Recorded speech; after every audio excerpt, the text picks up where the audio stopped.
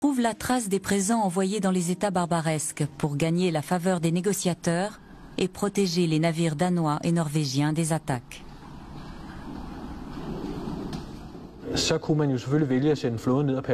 Bien sûr, le gouvernement danois aurait pu envoyer une flotte pour patrouiller, mais ce n'était pas possible. À la place, ils ont tenté d'obtenir un accord avec les États de la côte des Barbaresques. En gros, il s'agissait d'acheter la tranquillité des navires de la couronne. Ils ont donc envoyé des cadeaux, des présents, comme ils disaient, à l'attention des dirigeants. Des cadeaux au prince, mais aussi du matériel, comme des armes ou des cordages qui faisaient défaut à ces pays.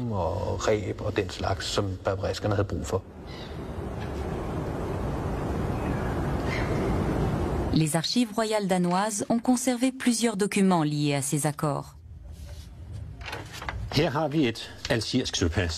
Voici un sauf-conduit algérien. Nous n'avons que la partie danoise. Comme vous le voyez, il en manque une partie. C'est un document que le capitaine danois emportait avec lui. Ce sauf-conduit date de 1838. On est déjà quasiment à la fin de l'existence de ce système.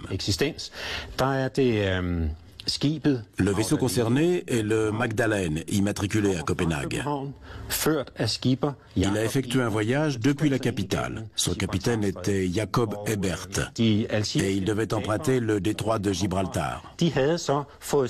Les pirates algériens, de leur côté, avaient reçu la partie supérieure du document envoyé depuis le Danemark et qui correspondait parfaitement avec la partie inférieure. Le capitaine danois présentait sa partie, le pirate la sienne, et si les deux s'emboîtaient, cela signifiait que le navire danois venait d'un pays qui s'était acquitté du droit de passage. Le roi avait payé, donc le bateau pouvait naviguer librement.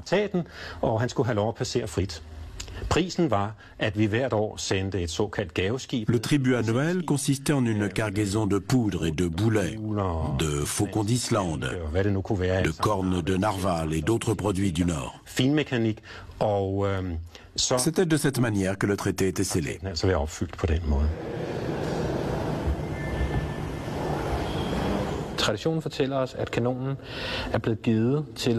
On raconte que ce canon a été offert à un prince barbaresque qui l'a par la suite renvoyé au roi du Danemark.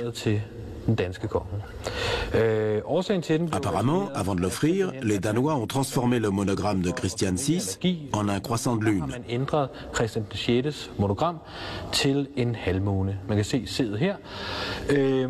Le problème, c'est que cette forme en C représente une lune décroissante.